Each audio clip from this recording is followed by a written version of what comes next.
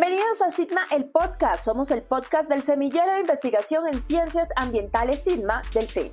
En este episodio profundizaremos en un tema que conecta ciencia, tecnología y sostenibilidad: la generación de bioplásticos a partir de almidón. ¿Se imaginan que residuos de la yuca o la mero de mazorca puedan convertirse en alternativas al plástico convencional? Estos biopolímeros no solo reducen la contaminación, sino que aprovechan recursos renovables para transformar la forma en que vivimos. Y como saben, en eso justamente estamos trabajando desde el Semillero Sigma del CEIN. Soy Raiza Ortega y hoy nuevamente me acompaña Valery González, referente de Economía Circular del Centro de Gestión Industrial del CEIN. Quédense con nosotros porque hay mucho por descubrir. Sigma el Podcast, sembrando ideas, cosechando futuro. En nuestro episodio anterior exploramos los biomateriales y su papel en el desarrollo de empaques bioactivos a partir de residuos orgánicos. Hoy damos un paso más allá para hablar sobre bioplásticos, materiales que tienen el potencial de revolucionar la forma en que reducimos nuestra huella ambiental. Para profundizar en este tema, Valery, es un gusto tenerte nuevamente con nosotros aquí en Sigma el Podcast. Bienvenida. Hola Raiza, muchas gracias por la invitación. Es un placer poder compartir más ideas con ustedes.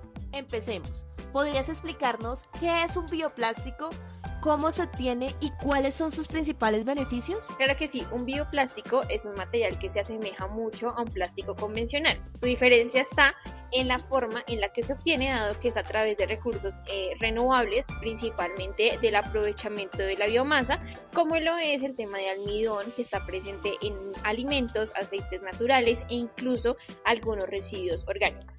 Cuando hacemos esa transformación hace que se generen cadenas poliméricas muy similares a una cadena polimérica de origen convencional, haciendo que este sea biodegradable y que sea más aceptable en los ecosistemas, pues de esta forma sea amigable con el ambiente.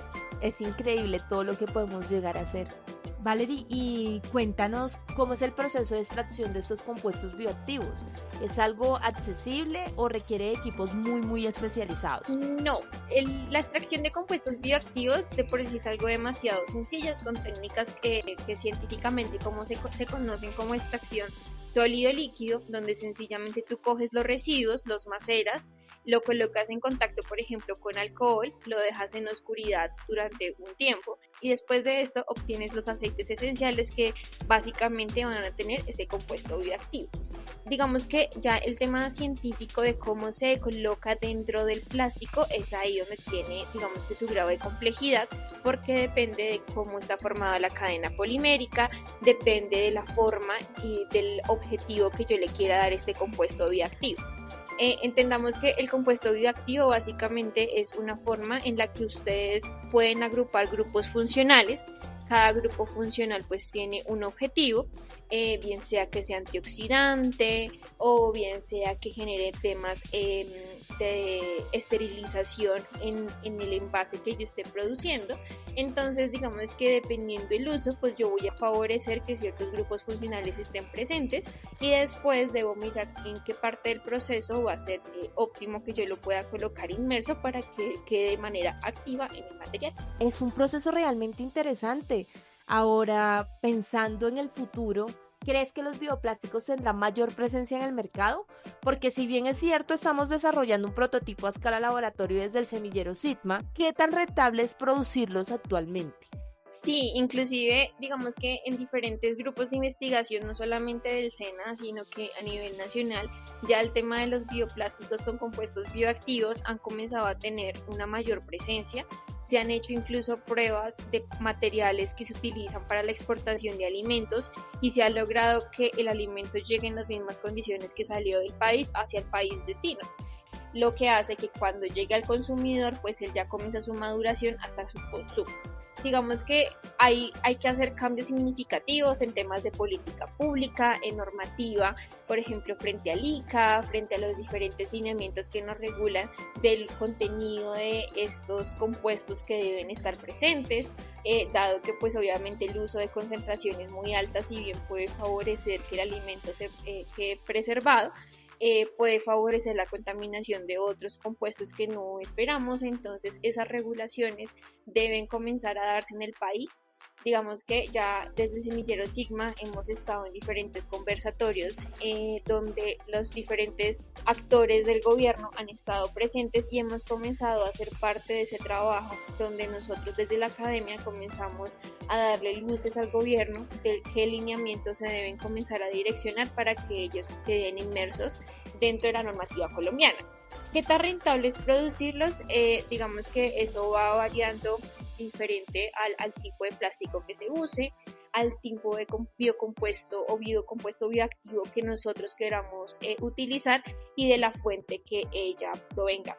Tengamos claro que aquí nosotros no buscamos afectar la seguridad alimentaria, nosotros lo que queremos es favorecer que con los recursos existentes podamos hacer esa extracción, donde no estemos comenzando a competir entre cultivos que tengan un enfoque diferente a la alimentación, sino que más bien de lo que provenga de esa fuente de alimentación, que son residuos que generalmente se producen, de allí podamos hacer la extracción de compuestos bioactivos. Con eso lo hacemos más rentable, más competitivo y puede ser más inmerso en el mercado. Es alentador escuchar eso, Valerie. Muchísimas gracias por compartirnos tu conocimiento y por acompañarnos en este episodio. Yo quisiera, antes de despedirnos, que nos dejaras algún mensaje final para nuestra audiencia. Claro que sí, es básicamente que todos reflexionemos sobre los materiales que todos los días usamos, de que antes de nosotros comprar una botella de plástico nos demos cuenta que sea una botella que tenga circularidad, que sea una botella que yo pueda separar para que ya después se pueda reciclar, que comencemos a hacer cambios significativos en nuestra vida cotidiana, como dejar de usar bolsas de un solo uso a bolsas reutilizables, a cambiar comportamientos que realmente no son difíciles, sino que simplemente se requiere de un cambio. Y desde que una persona comience a hacer el cambio, eso es un efecto bola de nieve, después nuestros papás se unen y así pues se va creciendo la cadena y vamos haciendo un cambio más significativo. Recuerden que las pequeñas acciones pueden generar grandes cambios. Valerie, muchas gracias por acompañarnos en este episodio. A ustedes muchas gracias y esperamos poder seguir compartiendo conocimientos, perspectivas, ideas y nuevas formas de seguir apoyando a que nuestro país tenga un mejor futuro.